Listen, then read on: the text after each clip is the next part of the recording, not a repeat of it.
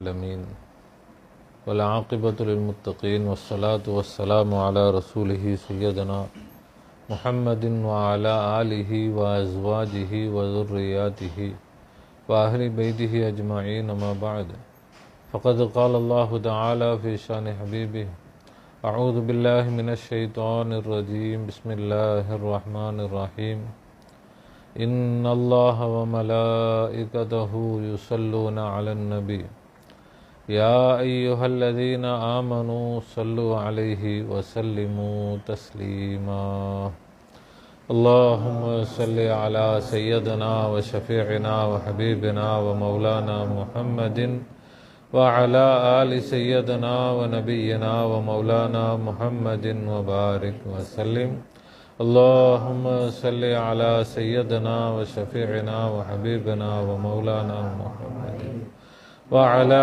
آل سيدنا ونبينا ومولانا محمد وبارك وسلم اللهم صل على سيدنا وشفيعنا وحبيبنا ومولانا محمد وعلى آل سيدنا ونبينا ومولانا محمد وبارك وسلم وصل على جميع الأنبياء والمرسلين والملائكة المقربين والحمد لله رب العالمين. परवरदिगार आलम तेरे रहम और करम और आफ़ और नरमज़र का तो ये वास्ता सरकार दो आलम सल्लल्लाहु अलैहि वसल्लम का जमी पीराने सलासल का पीर नूरी का पीर आरिफ का पीर इमदाद का वास्ता या अल्लाह हम सबको मग़फ़िरत फरमा, हम सबको मग़फ़िरत फरमा, हम सबको इल्म नाफ़िअ इनायत फरमा, कहने सुनने समझने और उस पर अमल करने की आला सलाहियत व तौफ़ीक़ इनायत फरमा बिजाहि सय्यदना முஹம்மது முஸ்தஃபா ஸல்லல்லாஹு அலைஹி வஸல்லம். மிக்க பெரியோர்களே, சகோதரர்களே, தாய்மார்களே, சகோதரிகளே, அல்லாஹ் சுப்ஹானஹு வ தஆலா தன்னுடைய எல்லை இல்லாத கருணையினால் நம்மை அவனது ஹபீப் உலோகத்தின் ரட்சகர் கண்மணி நாயகம் முஹம்மது முஸ்தஃபா ஸல்லல்லாஹு அலைஹி வஸல்லம் அன்னவர்களுடைய ஹைரு உம்மத்திலே படைத்திருக்கிறான். அல்ஹம்துலில்லாஹ். அதில் நமக்கு சந்தோஷத்தையும் பெருமிதத்தையும் தந்திருக்கிறான். அல்ஹம்துலில்லாஹ். மட்டுமல்ல, ஃபித்னாக்களும் ஃபசாதுகளும் எங்கும் நிறைந்து நிரம்பி வழியக்கூடிய இறுதியான காலகட்டத்தில் அவனுடைய அன்பையும் நெருக்கத்தையும் நேர்வழியையும் பெற்ற அவுலியாக்கள், ஆரிஃபின்கள், சூஃபியாக்கள், ஷேகுமார்களுடைய தொடர்பை, நிஸ்பத்தை, பைஅத்தை, முஹப்பத்தை நம் அனைவருக்கும் தந்து அருள் புரிந்திருக்கிறான். அல்ஹம்துலில்லாஹ் சும்மா அல்ஹம்துலில்லாஹ். எல்லோரும் திக்ரிலே கவனம் செலுத்தி திக்ரோடும் ஷுக்ரோடும் இருந்து தாலிமாத்துகளை கேட்க வேண்டும். திக்ரு இரண்டு வகையான திக்ரு நாம் செய்யணும். ஒன்று பாஸ் அன்பாஸ் உடைய திக்ரு, அல்லாஹ்வுடைய பெயரை மூச்சு வெளியே போகும் பொழுது அல்லாஹ், உள்ளே இழுக்கும் பொழுது ஹூ, அல்லாஹ் ஹூ, வெளியே போகும்போது அல்லாஹ், உள்ளே போகும்போது ஹூ. அதனுடைய அர்த்தம் என்ன? அல்லாஹ் என்னோடு தான் இருந்து கொண்டிருக்கிறான். என்ன அர்த்தத்தில் செய்யணும்? அல்லாஹ், காற்று வெளியே போகுது, காற்று வெளியே போகுது, அல்லாஹ் வெளியே போகலை. அல்லாஹ் என்னை விட்டு போயிட்டானா? என்னை விட்டு அல்லாஹ் போக முடியுமா? காற்றுலாம் மனுஷன் வாழ முடியாது தானே? மூச்சு எவ்வளோ முக்கியம், முக்கியமானது தானே? ஆனால் அது அப்படி இருக்குதா, போகுதா? அதை விட முக்கியமானது தான் அல்லாஹ். இப்போ காற்று போகும், மூச்சு போகும், அல்லாஹ் போக மாட்டான். யார் போனாலும் யார் வந்தாலும் யார் என் கூட இருக்கிறா? அல்லாஹ் என்னோடு இருக்கிறான். இப்போ அல்லாஹ் ஹூ, என்னில் அவன்தான் நிரம்பி இருக்கிறான். அப்போ இது பாஸ் அண்ட் பாஸுடைய திக்ரு. இந்த திக்ரும் செய்யணும். அப்புறம் அல்லாஹ் யார், அவன் எப்படி இருக்கிறான் அதை விளங்கி அதை சுருக்கமாக அவுலியாக்கள் வஹதத்துல் வஜூத் சொல்லுவாங்க. அப்படின்னா என்ன அர்த்தம்? அல்லாஹ் தனித்தவன். அல்லாஹ் யாரு? தனித்தவன்னா தனிமையில் இருப்பவன். அல்லாஹ் தனித்தவன் என்ன அர்த்தம்? தனிமையில் இருப்பவன். நாமெல்லாம் இப்போ நமக்கெல்லாம் இப்போ கூட்டாளிங்க இருக்கிறாங்க. இத்தனை பேர் இருக்கிறோம். அல்லாவுக்கு யாரும் கூட்டாளி இருக்காங்களா? அதான் நாம் இருக்கிறோம். நம்ம இருந்தோன்னு அல்லாவுக்கு கொஞ்சம் தனிமை போயிடுச்சா? அல்லாஹுத்தாலா தனித்தவன் அப்படின்னு சொன்னால் என்ன அர்த்தம்? தனிமையில் இருப்பவன் அப்படின்னா என்ன அர்த்தம்? அவன் தனியாக தான் இருக்கிறான். அல்லாஹ் இப்போ எப்படி தான் இருக்கிறான்? தனியாகத்தான் இருக்கிறான். அவனுடைய தனிமை என்ன செய்யலை? போகலை. இத்தனை பேர் இருக்கிறோம், இவ்வளோ உலகத்தில் இவ்வளோ படைப்புகள், இது எதுவும் உண்மையில் இல்லை. எதுவும் என்னது? உண்மையில் இருப்பவன் யார்? மட்டும்தான் அல்லாஹ் மட்டும்தான் இருக்கிறான். அவன்தான் இருந்தான். அல்லாஹ் தான் எந்த படைப்பும் இல்லை. இப்படி ஒரு காலம் இருக்குதா இல்லையா? எந்த படைப்பும் படைக்காமல் அவன் மட்டும் இருந்தானா இல்லையா? அதற்கு பிறகு படைப்புகளை படைத்தான், திரும்ப படைப்புகளை எல்லாம் அழிப்பான். இப்போ யார் வந்தாலும் யார் போனாலும் அவன் மட்டும் என்ன செய்கிறான்? இருக்கிறான். இப்போ அவன்தான் இருந்தான், அவன்தான் இருக்கிறான், அவன்தான் இருக்க போகிறான். இப்போ படைப்புகள் நாம் இருக்கிறோன்னாலும் உண்மையில் நாம் இல்லை. யார் மட்டும்தான் இருக்கிறா? அல்லாஹ் மட்டும்தான். அவன்தான். நாம் இங்கே 50 பேர் இருக்கோம், 100 பேர் இருக்கிறோம். என்னது? அவன் ஒருவன் தான் இருக்கிறான். இங்கே 50 பேர் இல்லை, 100 பேர் இல்லை. யார் மட்டும்தான் இருக்கிறா? இது அவனுடைய கனவு. நம்ம கனவுக்கு பார்க்குறோம், கற்பனை செய்கிறோம். கற்பனையில் நம்ம 100 பேர், ஒரு பெரிய ஒரு சபையை கற்பனை செய்யலாமா இல்லையா? மனசில் நினைக்கலாமா இல்லையா? இப்போ அப்படி நினச்சதுனால நம்ம 100 பேர் ஆகிட்டோமா? இப்போ அல்லாஹுடைய கற்பனை தான் இந்த உலகம். என்ன இல்லை? நிஜம் இல்லை. இந்த உலகம் என்ன கிடையாது? நிஜம் யார் மட்டும்தான்? அல்லாஹ் மட்டும்தான் நிஜம். அப்போ அப்படி விளங்கி அல்லாவை, அல்லாஹ் தனித்தவன், அவன் மட்டும்தான் என்ன செய்கிறான்? அவன் தனியாக இருக்கிறான். ஏற்கனவே தனியாக தான் இருந்தான், இப்போ அப்படி தான் இருக்கிறான், தனியாக. இப்போ இங்கே யார் இல்லை? நான் இல்லை, நான் இருக்கிறேன். அப்படி விளங்குனா நமக்கு என்ன செய்யாது? நம்முடைய அறிவு கண் திறக்காது. எது இருக்குதோ அது இருக்குதுன்னு பார்க்கணும், எது இல்லையோ அது இல்லைன்னு பார்த்தா தான் நம்முடைய அறிவுக்கு என்ன செய்யும்? திறக்கும். இப்போ உண்மையில் இருப்பவன் அல்லாஹ் தான். அதை விளங்கி நாம் நான் இல்லை, இங்கே என்னுடைய இடத்துல அல்லாஹ் தான் இருக்கிறான், என்னை சுற்றி இருப்பவர்கள் யாரும் இல்லை, அல்லாஹ் தான் இருக்கிறான்.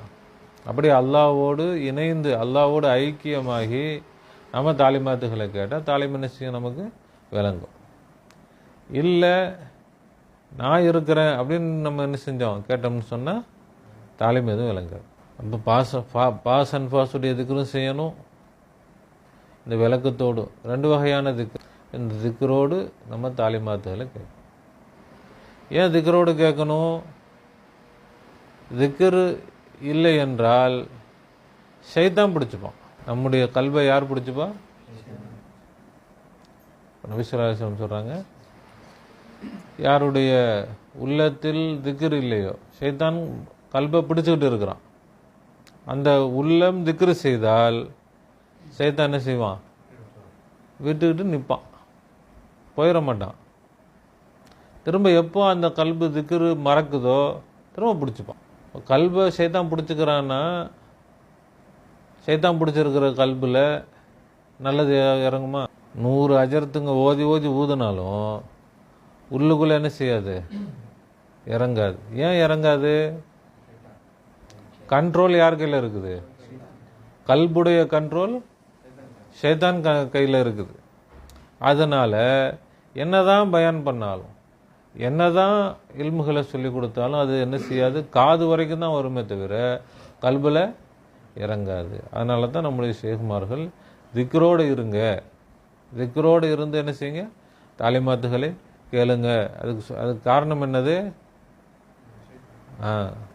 நான் தான் எந்த தப்பும் பண்ணலையே, நான் பாட்டுக்கு நல்ல வேலை தானே பண்ணிக்கிட்டு இருக்கிறேன், திக்ரு பண்ணலையே. திக்ரு பண்ணலைன்னா சைத்தான் உன் கூட்டாளி. சைத்தானுடைய கண்ட்ரோலில் தான் என்ன இருக்குது, கல்பு இருக்குது. சரி, கல்பு தானே சைத்தான் கண்ட்ரோலில் இருக்குது, ஏன் கை கால்லாம் என்ன கிடையாது சைத்தான் கண்ட்ரோலில் இல்லையே, அப்படி நாம் விட முடியுமா? கல்பு தான் மெயின். அப்படி சில சொல்கிறாங்க கல்பு தான் என்னது, உடலில் ஒரு சதை துண்டு இருக்கிறது, அது சரியாகிவிட்டால் முழு உடலும் என்ன செய்கிறோம், சரியாகிவிடும். அது கெட்டுவிட்டால் முழு உடலும் என்ன ஆயிரும், கெட்டுவிடும். அலா வஹியல் கல்பு, நல்லா தெரிஞ்சுக்கங்க, அதுதான் கல்பு, உள்ளம். ரசூலா சொன்னாங்க. அப்போ அந்த உள்ளத்தை சைத்தான் கையில் கொடுத்துட்டு வேற நம்ம என்ன பண்ண முடியும்? அப்போ மக்கள் என்ன நினைக்கிறாங்க, சைத்தானுக்கு எனக்கு என்னங்க சம்பந்தம், அவன் எங்கேயோ கிடக்குறான், நான் எங்கேயோ கிடக்குறேன். ஆனால் திக்ரு இல்லைன்னு சொன்னால் இவர் யார் கண்ட்ரோலில் இருக்கிறாரு? அப்போ இவர் என்ன செஞ்சாலும் அது யாருடைய கண்ட்ரோலில் தான் நடக்கும், சைத்தானுடைய கண்ட்ரோல் நடக்கும். இவர் சாப்பிட்டாலும் தூங்கினாலும் நடந்தாலும் பார்த்தாலும் பேசினாலும் என்ன செஞ்சாலும் இவர் யாரை வச்சுக்கிட்டு தான் பேசுகிறாரு. அப்போ அதில் என்ன வரும், முசீபத்து வரும். இப்போ எப்போ ஷைத்தான் விலகுகிறானோ, இப்போ அல்லாஹ்வை திக்ரு செஞ்சுட்டா ஷைத்தான் விலகுவான். அப்போ அல்லாஹ் வந்துட்டான், அல்லாஹ்வை திக்ரு செஞ்சா அல்லாஹ் சொல்கிறான், என்னை திக்ரு செய்பவர்களோடு நான் இருக்கிறேன்றான். என்னை திக்ரு செய்பவர்களோடு நான் இருக்கிறேன். அப்போது ஒரு திக்ரை கொண்டு ஷைத்தான் ஓடியும் போயிடுவான், அல்லாஹ் நம்ம கூட வரவும் செஞ்சிருவான். அப்போ அல்லாஹ் வந்து விட்டால் அவர் பேசக்கூடிய பேச்சு பரக்கத்தான பேச்சாயிருமா இல்லையா? அவர் பார்க்கக்கூடிய பார்வை பரக்கத்தான பார்வையாயிரும். அவர் என்ன செயல் செஞ்சாலும் அது எல்லாம் நன்மையான நல்ல காரியங்களாக ஆகிவிடும். அப்போ அதனால தான் நம்முடைய ஷேகுமார்கள் என்ன செய்யுங்க, நீங்கள் திக்ரோடு தாலிமுகளுங்க. இது வெறும் தாலிமுக்கு மட்டும் இல்லை, எல்லா காரியங்களும் என்னதான் திக்ரோடு தான் செய்யணும். சரி, நம்ம தாலிம் தானே கேட்குறோம் அப்படின்ற காரணத்துக்காகவும் திக்ரை விட்டுறக்கூடாது. ஒரு நல்ல காரியம் தானே நம்ம செய்கிறோம், தாலிம் ஒரு இபாதத்து தானே. சரி, இப்போ இந்த நேரத்தில் திக்ரு செய்யணும்னு கட்டாயம் கிடையாது, இது முடிச்சுட்டு அப்புறமா திக்ரு செஞ்சுக்கலாம் அப்படின்னு நீங்கள் என்ன செஞ்சிடக்கூடாது. ஒரு நல்லதுக்காக கூட அதை விட்டுறக்கூடாது.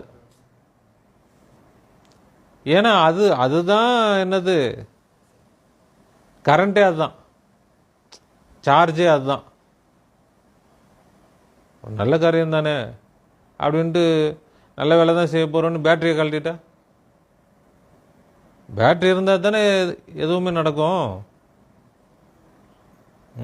கரண்ட் இருந்தால் தானே, கரண்ட்டே போயிடுச்சு. அதுக்கு பிறகு 2 டன் ஏசி இருந்தா என்ன, 10 டன் ஏசி இருந்தா என்ன, எந்த பிரயோஜனமும் இல்லை. அப்போ அல்லாஹ்வுடைய திக்ர் அந்த அளவுக்கு என்னது, ரொம்ப முக்கியமானது. விளங்குதுங்களா? மூச்சு வெளியே போகும் பொழுது அல்லாஹ், உள்ள இழுக்கும்போது ஹூன்னு இழுக்கும், அல்லாஹ்.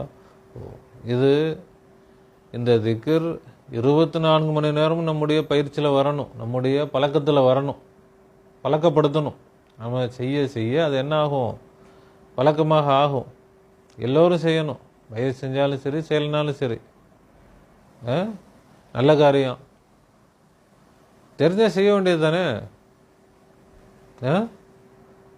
என்ன பையா, புரியுதா? என்ன சொல்லிட்டுருக்கோம் இப்போ? எப்படி திக்ர் செய்யணும்? மூச்சு வெளியே விடும்போது மூச்சு உள்ளே இழுக்கும் பொழுது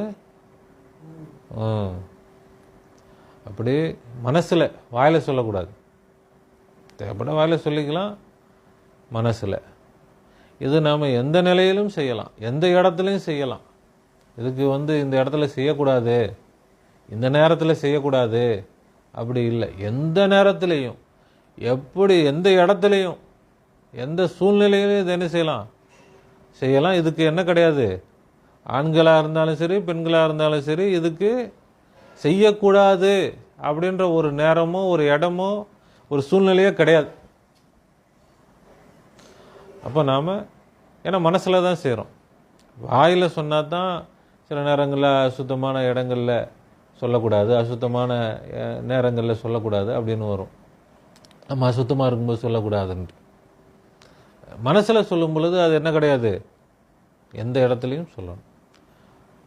அப்போ அதனுடைய அர்த்தம் என்ன, என்னோடு அல்லாஹ் இருந்து கொண்டிருக்கிறான். என்னோட யார் இருக்கிறா, அல்லாஹ் இருக்கிறான். ஏற்கனவே அல்லாஹ் இருக்கிறான். திக்ரு செஞ்சாலும் செய்யலனாலும் அல்லாஹ் என்ன செய்கிறான், இருக்கிறான். இப்போ திக்ரு செஞ்சா நான் கூட வந்துடுறேன்றானே, அப்போ அது என்னது, திக்ரு செஞ்சா தான், இப்போ திக்ரு செய்கிறவங்களோட தான் அல்லாஹ் இருக்கிறான், திக்ரு செய்யாதவங்களோட அல்லாஹ் இல்லையா? எல்லாரோடும் தானே அல்லாஹ் இருக்கிறான். அப்போ திக்ரு செய்பவர்களோடு நான் என்ன செய்கிறேன், வந்து விடுகிறேன், அவங்களோட சேர்ந்து வந்துடுறேன் அப்படின்னு சொன்னால் அதனுடைய அர்த்தம் என்ன, என்னை திக்ரு செய்பவர்களுக்கு நான் ரஹ்மத்து செய்கிறேன், அவங்கள நான் நல்லபடியாக கவனித்து கொள்வேன், இன்னும் ஒரு படி அதிகமாக நான் என்ன செய்வேன், கவனம் செலுத்துவேன். அப்போ அல்லாஹ்வுடைய திக்ரின் மூலமாக நமக்கு எல்லா பரக்கத்துகளுமே கிடைக்கும். இதுதான் அதுதான் இல்லை, நமக்கு எல்லாமே கிடைக்கும். அப்போ அல்லாஹ்வை எப்படி நம்ம திக்ரு செய்யணும், என்னோடு தான் அவன் இருக்கிறான். அவன் எங்கே இருக்கிறான், என் கூட தான் இருக்கிறான். உண்மையில் அவன்தான் இருக்கிறான், அவன்தான், வேற எதுவும் இல்லை, நானும் இல்லை, வேற எதுவும் இல்லை, எனக்கு முன்னாடி இருக்கு இது இல்லை, அல்லாஹ் தான் இருக்கிறான்.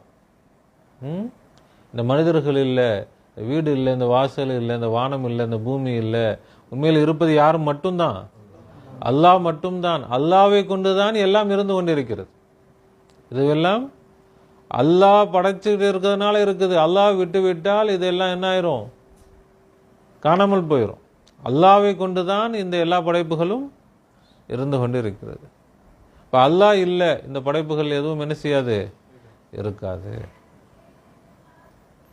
அந்த விளக்கத்தோடு நாம் திக்ரு செய்யணும். அப்புறம் சுக்குரோடு இருந்து நாம் தாலிமாத்துகளை கேட்கணும். அல்லாஹ்வுடைய நன்றியோடு நமக்கு அல்லாஹாலா தான் இந்த இல்முகளை கேட்பதற்கான வாய்ப்பை கொடுத்துருக்குறான். வாய்ப்பு யார் தான் கொடுத்தது, அல்லாஹ் தான் கொடுத்துருக்குறான். ஏதோ நாம் சரி டைம் இருக்குது சரி போவோம்னு வந்தோம், அப்படி இல்லை. அல்லாஹ் நாடி இருந்தால் நம்மளை வேறு இடத்துக்கு கொண்டு போயிருக்கலாம். ஒரு இலை மரத்திலிருந்து விழுவதாக இருந்தாலும் அல்லாஹ்வுடைய அனுமதி இல்லாமல் விழுகாது. அப்போ அல்லாஹ் நாடாமல் ஒரு நல்ல மஜ்லிஸிற்கு நம்மால் என்ன செய்ய முடியாது, வர முடியாது.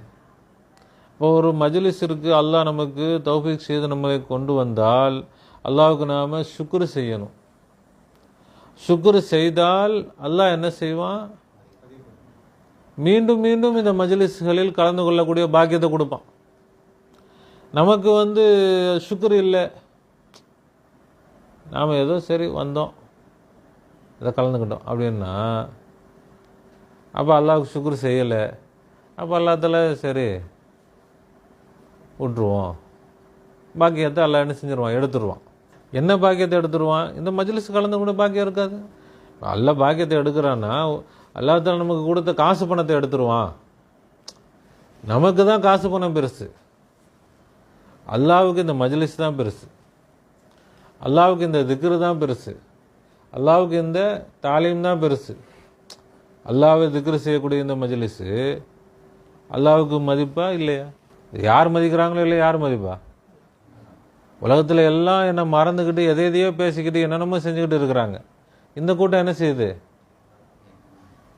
என்ன திக்ரு செய்ய, ஏன் பேரை சொல்கிறாங்களே, என்ன லா இலாஹ இல்லல்லான்றாங்க, இல்லல்லான்றாங்க, அல்லான்றாங்க, ஹய்யுல் கய்யூம்ன்றாங்க, யா லத்தீஃப்ன்றாங்க, என்னுடைய ஹபீபை திக்ரு செய்கிறாங்க, நான் யாரை திக்ரு செய்கிறேனோ அவங்கள திக்ரு செய்கிறாங்க. அப்போ அல்லாஹ்விடத்தில் மதிப்பிற்குரிய மஜ்லிஸ் என்னதான், திக்ருடைய மஜ்லிஸ் தான். அதே மாதிரி மதிப்புக்குரிய மஜ்லிஸ் என்னதான், தாலீம். யாரை பற்றி தான் எதை பற்றி தான் பேசுகிறாங்க, அல்லாஹ் பற்றி தான் பேசுகிறாங்க, தீனை பற்றி தான் பேசுகிறாங்க. அப்போ நான் என்னுடைய நோக்கம், என்னுடைய சந்தோஷம், என்னுடைய திருப்திக்காக தான் இவங்க என்ன செய்கிறாங்க, இங்கே கூடியிருக்கிறாங்க. ஏதோ காசு பணம் சம்பாதிக்கிறதுக்கோ, இங்கே வந்தால் காசு பணம் கிடைக்கும், துனியா கிடைக்கும், அப்படிலாம் யாரும் வரல. எதை தேடி வந்திருக்கிறாங்க, என்னை தேடி வந்திருக்கிறாங்க. அப்போ அல்லாஹ்விடத்தில் இந்த மஜ்லிஸுக்கு மதிப்பு இருக்குதா இல்லையா? இதுதான் உண்மையில் அல்லாஹ்வுக்கு மிக மதிப்பிற்குரிய மஜ்லிஸ். அப்போ அந்த மஜ்லிஸுக்கு நாம் வரோம்னு சொன்னால் அல்லாஹ் தான் நம்ம என்ன செஞ்சுருக்கிறான், கொண்டு வந்திருக்கிறான். யார் தான் கொண்டு வந்திருக்கிறான்? அல்லாஹ் தான் கொண்டு வந்துரு. அல்லாஹ் நாடாமல் யாரும் என்ன செய்ய முடியாது, வர முடியாது.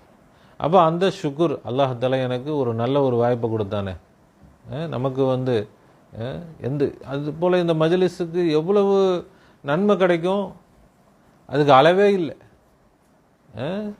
ஜலாலுத்தீன் ரூமி ரஹ்மத்துல்லாஹி சொல்கிறாங்க, ஏக் லஹஸா சுஹபத்தே பாவுலியா, ஒரு நொடி நல்லோர்கள் அவுலியாக்கள் ஷேகுமார்களுடைய தொடர்பில் அவர்களுடைய சகவாசத்தில் ஒரு நொடி இருந்தாலே பெஹத்தர் அஜ் சதுசால் தாத்தே பேரியா சொல்கிறாங்க. 100 வருஷம் முகஸ்துதி இல்லாமல் வணங்குவதை விட சிறந்தது. 100 வருஷம் யாராவது வணங்க முடியுமா? முதல்ல வணங்கவே முடியாது. அப்படியே வணங்கினால் முகஸ்துதி இல்லாமல், யார் அவங்க பார்க்குறாங்க இவங்க பார்க்குறாங்க, நானும் அப்படிலாம் யார் பார்க்குறாங்கன்னு நினைக்கிறது இல்லை. இப்போ முகஸ்துதி இல்லாமல் வணங்குறது அப்படின்னா அது சாதாரண விஷயம் இல்லை. இப்போ அதை விட சிறந்தது தான் கொஞ்ச நேரம், ஒரு நொடி நல்லவர்களுடைய சுஹபத்தில் இருக்கிறதுன்றது. அப்போ நமக்கு எவ்வளோ நேரங்கள் எல்லாம் தௌஃபீக் செஞ்சுருக்கிறான். அப்போ எத்தனை வருடங்கள், எத்தனை 1000 வருஷம் நம்ம கற்றுக்காமல் போகிறோம். அவர்களுடைய ஷேகுமாருடைய சுஹபத்தில் இருக்கிறதே என்னதானா? அப்போ எவ்வளோ பெரிய பாக்கியத்தை அல்லாஹ் கொடுத்துருக்குறான். அப்போ அதுக்கு நாம் ஷுக்ர் செய்யணும். நமக்கு இது சாதாரணமாக தெரியுது. ஏன்னா தொழுகிறது, நோன்பு வைக்கிறது, இதெல்லாம் பெருசாக தெரியுது. ஆனால் திக்ருடைய மஜ்லிஸுக்கு வர்றது, ஷேகுமாருடைய சுஹபத்துக்கு வர்றது, இதெல்லாம் என்னது? ஏன்னா யாரும் பெருசாக சொல்லலை. எல்லாம் பேசுகிறதெல்லாம் அதே தான், தொழுக தொழுக தொழுக, அதையே தான் பேசிக்கிட்டு, இன்னும் கியாமத்து வந்தாலும் அதை தான் பேசிகிட்டு இருப்பாங்க. அவங்க யாரும் எல்லாரும் தொழவும் மாட்டாங்க. தொழுகிறாங்களா இல்லையோ, தொழுகாதவங்க கூட கேட்டால் தொழுக தான் பெருசுன்னு சொல்லுவாங்க. அப்படி பேசுகிறதுனால என்ன ஆகிப்போச்சு, அதெல்லாம் ரொம்ப பெருசாகிருச்சு. இது யாருமே பேசாதனால, யாருமே கண்டுக்காதனால இதெல்லாம் என்ன ஆகிப்போச்சு, ஒரு மதிப்பே இல்லாத ஒரு காரியமாக இபாதத்தாக ஆகிப்போச்சு. இப்போ உண்மையில் அல்லாஹ்வுடைய மதிப்பும் மரியாதையும் இந்த மஜ்லிஸுக்கு தான் என்ன செய்யுது இருக்குது. அப்படிப்பட்ட உயர்ந்த மஜ்லிஸில் நாம் வரோன்னு சொன்னால் நம்ம அல்லாஹ்வுக்கு நிறைய ஷுக்ர் செய்யணும்.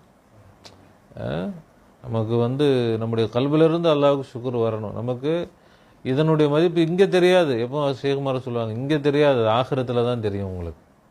இப்போ நீங்கள் சாதாரணமாக அசால்ட்டாக உண்மையான இபாதத், எல்லா நபிமார்களும் செஞ்ச வலிமார்களும் செஞ்ச இபாதத்துனா இதுதான். என்னது? எல்லாரும் சேர்ந்து அல்லாஹ் பற்றி பேசுறது. நபிமார்கள் அல்லாஹ் பற்றி பேசுவாங்களா, வாய் முடிட்டு சும்மா உட்காந்துருப்பாங்களா? பேசுவாங்களா, பேச மாட்டாங்களா? சும்மா தனியாக உட்காந்து பேசுவாங்களா?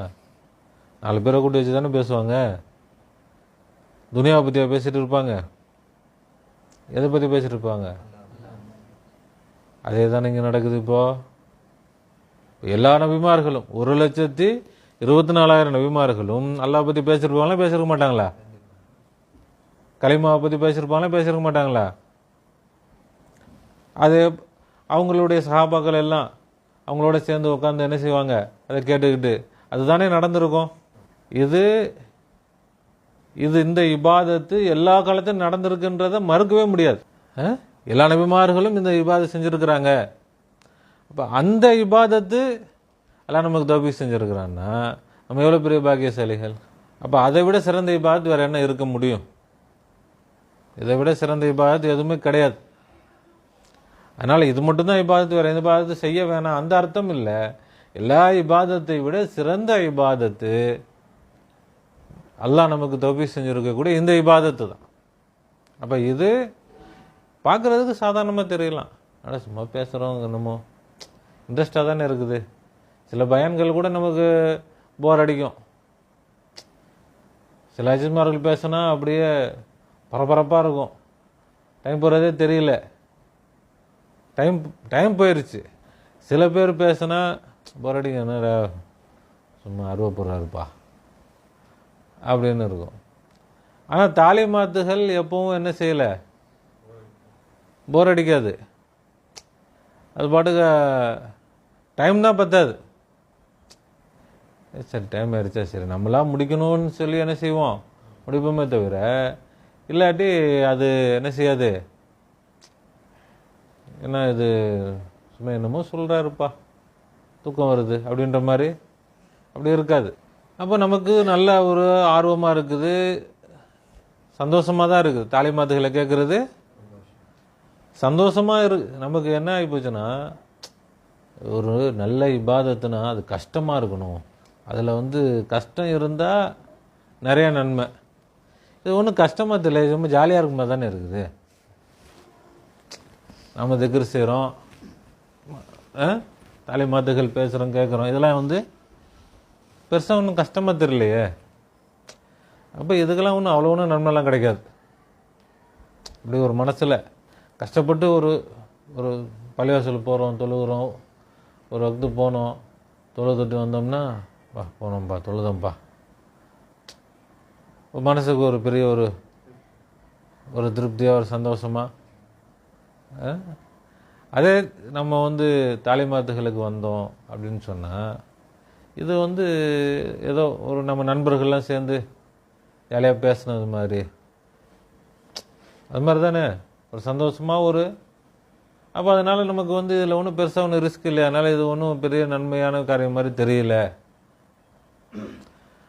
ஆனால் உண்மையில் எல்லா சந்தோஷத்தோடு மிகப்பெரிய நன்மை இதுதான். இது எப்படி இருக்கும், சந்தோஷமாகவும் இருக்கும். எவ்வளோ நேரம் பேசினாலும் சரி, எவ்வளோ நேரம் கேட்டாலும் சரி, நமக்கு வந்து ஆர்வமாக சந்தோஷமாக தான் இருக்கும்.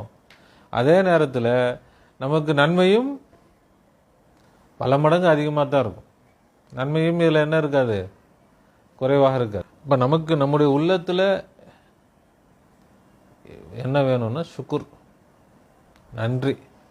இது நாமளாக சரி ஏதோ வந்தோம் ஏதோ போனோம் அப்படின்னு இல்லாமல், அல்லாஹத்தாலா என்னை கொண்டு வந்தான், அல்லாஹ் எனக்கு வந்து ஒரு நல்ல ஒரு மஜ்லிஸில் கலந்து கொள்வதற்கு நீ என்ன செஞ்ச, வாய்ப்பு கொடுத்த, ரொம்ப நன்றி.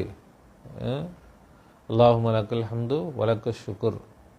சாப்பிடும்போது சொல்கிறோம், அல்லாஹ் நீ உணவு கொடுத்த நன்றி. உணவு கொடுத்ததும் அல்லாஹ் தான். நாம் காசு கொடுத்து வாங்கினாலும் சரி, அல்ல வானத்துலேருந்து இறக்கி கொடுத்தான், நம்ம தான் அதுக்குள்ளே உழைப்பு செஞ்சு நாம் என்ன செஞ்சோம், உணவு கொண்டு வந்தோம். இருந்தாலும் அதில் யாருக்கு நம்ம நன்றி செலுத்துகிறோம். இப்போ அது மாதிரி நாம் தான் வந்தோம், ஆனால் நமக்கு வாய்ப்பு கொடுத்து நம்மை கொண்டு வந்தது யார் தான், அல்லாஹ் தான். அப்போ அல்லாஹ்விற்கு நாம் நன்றியோடு இருந்தால் அல்லாஹால என்ன செய்வான், நம்முடைய வாழ்க்கையை சந்தோஷமாக, நம்முடைய வாழ்க்கையில் சிரமமே வராது, சிரமம் இல்லாத வாழ்க்கையை அல்லாஹ் என்ன செய்வான் நமக்கு கொடுப்பான். நாம் அல்லாஹை பற்றி பேசிக்கிட்டு அல்லாஹை பற்றி கேட்டுக்கிட்டு இதுலேயே நம்முடைய வாழ்க்கை சிறப்பாக போயிடும். நம்முடைய துனியாவே அல்லாஹாலா லேசான முறையில் நடத்தி கொடுப்பான். துனியாவுடைய காரியங்கள்லாம் நம்ம கஷ்டப்பட மாட்டோம். நம்ம நினச்சி பார்க்காத முறையில் அல்லாஹ் நமக்கு என்ன செய்வான், உதவி செய்வான். ஏன் அல்லாஹ் உதவி செய்கிறான், ஏன்னா நாம் அவனை சந்தோஷப்படுத்துகிறோம். நாம் அல்லாவை சந்தோஷப்படுத்தினா அல்லாஹ் நம்மளை சந்தோஷப்படுத்துவானா கஷ்டப்படுத்துவானா, அதுவும் தப்பாக விளங்கி வச்சுருவாங்க. அல்லாவை நம்ம சந்தோஷப்படுத்தினா அல்லாஹ் நம்மளை என்ன பண்ணுவான், ரொம்ப தொழுதோம் ரொம்ப இபாதத்தெல்லாம் செஞ்சோம்னா அவன் நம்மளை வந்து உண்டு இல்லைன்னு ஆக்கிடுவான், சோதிப்பான். ரொம்ப தொழுகிறவங்கள தாங்க அல்லாஹ் சோதிக்கிறான், நல்லது செய்யணும்னு நினைக்கிறவங்கள தாங்க அல்லாஹ் சோதிக்கிறான். அது உண்மையில் என்னன்னு சொன்னால், நல்லது செய்யணும்னு நினைக்கிறாங்கன்னா அவர்கள் உண்மையில் அல்லாஹ்வை சந்தோஷப்படு. நல்லது செய்யணும்னு தான் நான் நினைக்கிறேன். யாருக்கு நல்லது செய்யணும்னு நினைக்கிறீங்க, மனிதர்களுக்கு நல்லது செய்யணும். என்ன நல்லது செய்யணும்னு நினைக்கிறீங்க, எல்லாத்துக்கும் உதவி செய்யணும். அப்போ எல்லாத்துக்கும் உதவி செய்யணும்னா, இப்போ அவன் கஷ்டத்தில் இருக்கிறான், நீ தான் உதவி செஞ்சு தான் அவன் வந்து நல்லாக போகிறானா, உதவி செய்ய போகிற அல்லாஹ்வை நினச்சியா. அப்போ நான் உதவி செஞ்சு அவன் நல்லா இருக்கிறான், நான் தான் அவனுக்கு உதவி செஞ்சேன், அவன் என்னை மதிக்கிறானா பாரு. அப்போ இவர் என்ன செய்கிறாரு, அல்லாஹ்வை கோவப்படுத்துகிறாரா இல்லையா. எல்லாம் யாரெல்லாம் சொல்கிறாங்களோ எல்லாத்துக்கும் நான் நல்லது செஞ்சேங்க, ஆனால் எனக்கு தான் எல்லா பிரச்சனையும். அப்போ இதில் இவர் எல்லாத்தையும் நல்லது செஞ்சுருக்கிறாரு, இருக்கட்டும். ஆனால் இவர் யாரை கோவப்படுத்திருக்கிறாரு?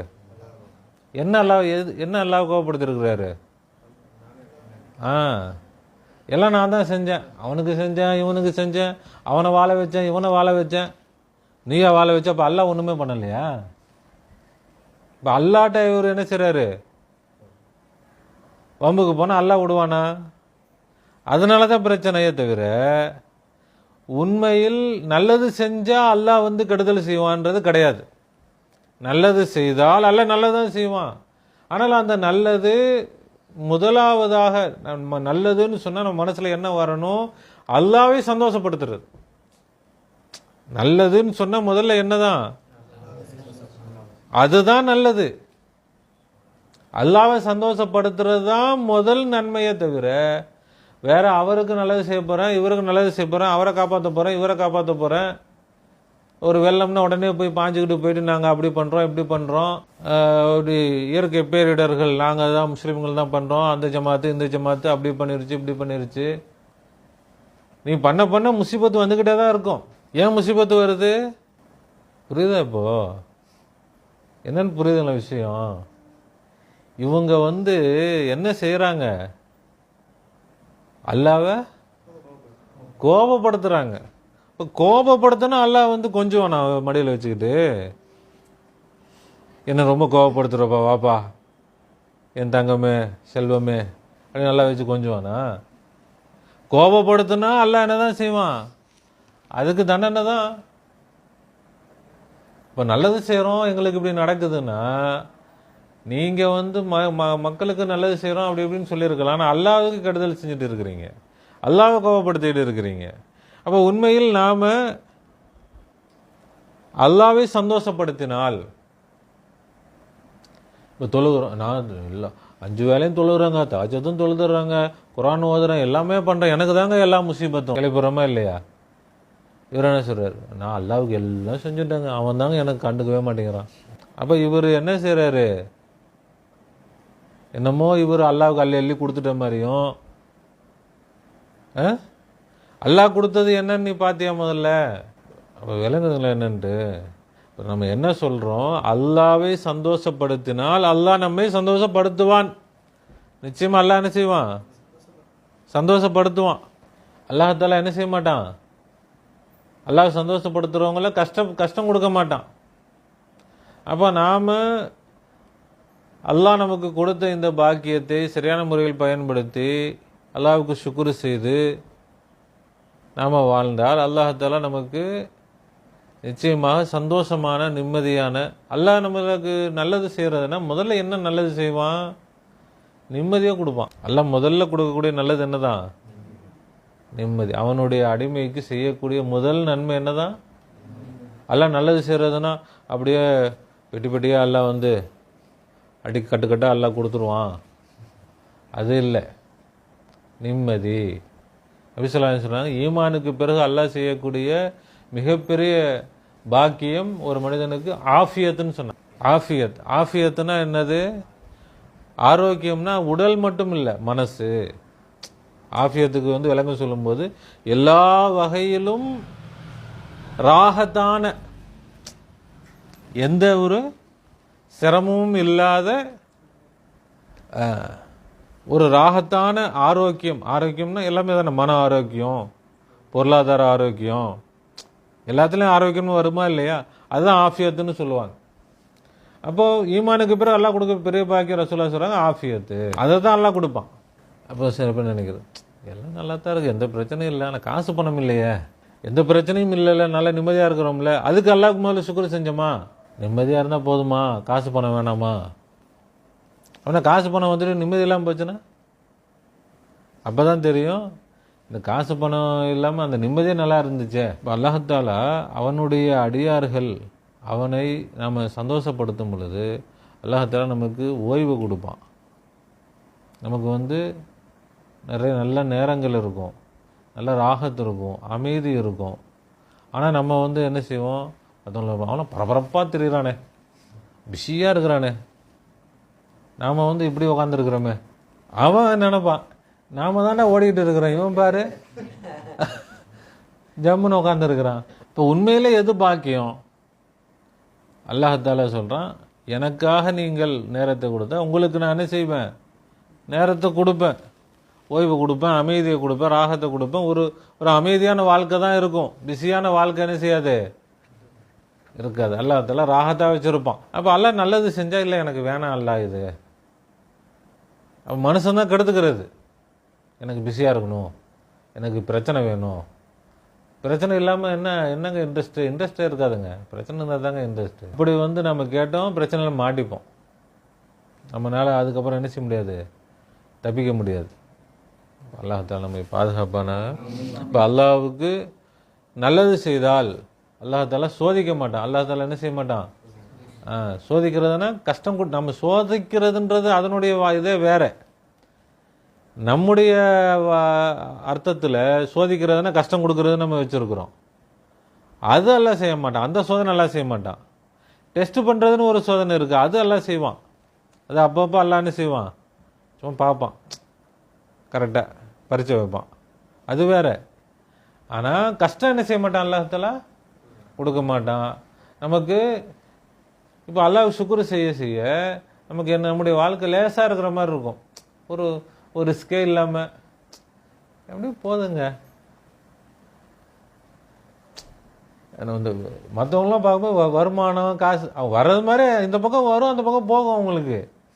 நமக்கு வரவும் செய்யாது, போகவும் செய்யாது. நம்ம நினைப்போம் அப்படி வரணுங்க, அப்படி கட்டுக்கட்டாக வரணும், இந்த பக்கம் கட்டுக்கட்டாக கொடுக்கணும்.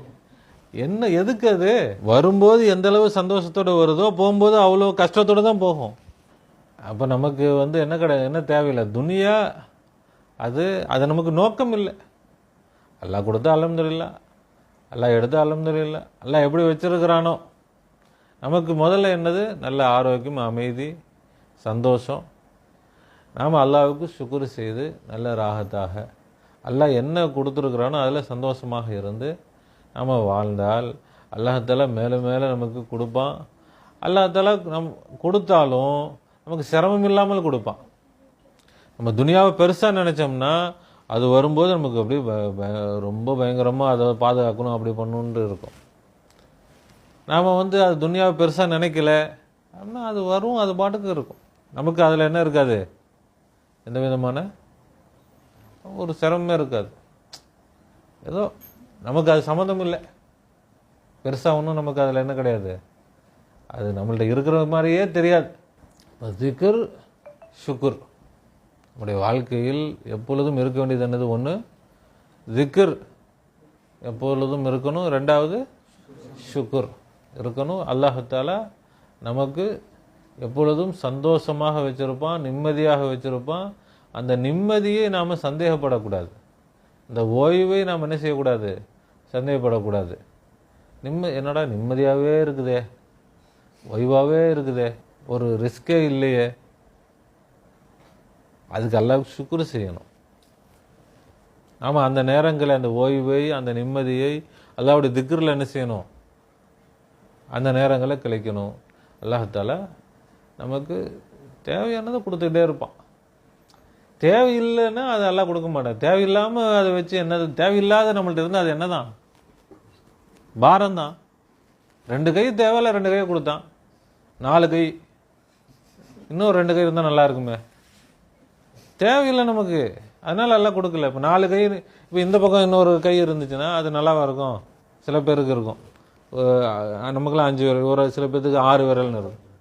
6 விரல் வச்சோன்னா அவங்களுக்கு நம்மளாம் 5 கிலோ தான் தூக்க முடியும், அவங்க 10 கிலோ தூக்கிடுவாங்களா? அந்த விரலே வெறும் டம்மியாக இருக்கும், அந்த விரல் எந்த பிரயோஜனமும் இருக்காது. அப்போ தேவையில்லைன்னா அது கொடுத்து என்னது பிரயோஜனம் இல்லை, அது பாரம் தான். தேவையில்லாத நமக்கு என்ன தான் பாரம். அப்போ அல்லாஹ் தஆலா நமக்கு கொடுத்துருக்கக்கூடிய பாக்கியங்களுக்கு சுக்ர் செய்து அல்லாஹ்வை திக்ர் செய்து நம்முடைய வாழ்க்கையை நாம் கொண்டு போனோம்னா அல்லாஹ் தஆலா அவன் சந்தோஷப்படுவான். அவன் சந்தோஷப்பட்டால் நமக்கு அவன் அள்ளி கொடுப்பான், செய்வான். நாம் என்னென்னா அல்லாஹ் கொடுக்கறதுல ஒன்றும் சந்தேகம், முதல்ல சுக்ர் செய்கிறதில்ல, அல்லாஹ் திக்ர் செய்கிறதில்ல. அப்புறம் அல்லாஹ் தஆலா கொடுக்குற நிஅமத்துகளில் என்ன நிஅமத்து கொடுக்குறான்னு நம்ம விளங்குறது இல்லை. அதில் அதில் நமக்கு அதிருப்தி, என்ன அல்லாஹ் எனக்கு வந்து ஓய்வை தானே கொடுத்துருக்குறான், நிம்மதியாக கொடுத்துருக்குறானே, ஒரு ரிஸ்க் இல்லையே, ஒரு இது இல்லை, ஒரு பரபரப்பு இல்லையே. அப்படி நாம் வந்து அல்லாஹ்வுடைய நியாமத்துகளை நன்றி செலுத்தாததுனால நமக்கு என்ன ஆகுது, அந்த நியாமத்தும் ஒரு பாரமாக ஆயிடுது. அந்த நியாமத்தே என்ன ஆயிடுது, ஒரு பாரமாக, ஒரு கஷ்டமாக, எல்லாம் எனக்கு ஒன்றுமே செய்யலை அப்படின்ற மாதிரி ஆயிடுது. அப்போ நாம் அல்லாவை என்ன செய்கிறோம், கோபப்படுத்துகிற மாதிரி ஆயிரும். அல்லாஹ்தால நமக்கு என்ன செய்வான், அந்த நியாமத்தை எடுத்துருவான். சிரமங்கள் வந்தது பிறகு தான் தெரியும் என்னது அதுவே நல்லா இருந்துச்சு அப்படின்ட்டு. அப்போ அல்லாஹ்தால நம்முடைய வாழ்க்கையில் அவனை திக்ரு செய்யக்கூடிய, சுக்ரு செய்யக்கூடிய பாக்கியத்தை அல்லாஹ் தருவானாக. அவனுடைய தாக்கிரீன்களாக, ஷாக்கிரீன்களாக ஆகுவதற்கு அல்லாஹ் தௌஃபீக் செய்வானாக. அல்லாஹ் நமக்கு செய்திருக்கக்கூடிய இந்த பாக்கியத்தை, இதனுடைய மதிப்பை உணர்ந்தவர்களாக அல்லாஹ் நம்மை ஆக்குவானாக. இதற்கு கொடுக்க வேண்டிய மரியாதையை, மதிப்பை கொடுத்து அல்லாஹ்வுக்கு அதிகம் சுக்ரு செய்யக்கூடியவர்கள் அல்லாஹ் ஆக்குவானாக. நம்முடைய எல்லா ஹாஜத்துகளையும் அல்லாஹ் அழகான முறையில் நிறைவேற்றி தருவானாக. நமக்கு ஆஃபியத்தை, சலாமத்தை, சிஹத்தை அல்லாஹ் தந்தருள் புரிவானாக. நம்முடைய எல்லா காரியங்களையும் அவனை பொறுப்படுத்தி நடத்துவானாக. நம்முடைய வாழ்க்கையை அழகானதாக ஆக்குவானாக, லேசானதாக ஆக்குவானாக. எல்லா ஹைரு பரக்கத்துகளையும் நமக்கு தந்தருள் புரிவானாக. ரப்பனா ஸலம்னா அன்ஃபுஸனா وإن لم تغفر لنا وترحمنا لنكونن من الخاسرين. ربنا لا تزغ قلوبنا بعد إذ هديتنا وهب لنا من لدنك رحمة إنك أنت الوهاب. وفوض أمري إلى الله إن الله بصير بالعباد. حسبنا الله ونعم الوكيل، نعم المولى ونعم النصير. غفرانك ربنا وإليك المصير. آمين آمين برحمتك يا أرحم الراحمين. صلى الله على محمد صلى الله عليه وسلم. صلى الله على محمد صلى الله عليه وسلم. صلى الله على محمد. يا ربي صل عليه وسلم. السلام عليكم ورحمة الله وبركاته.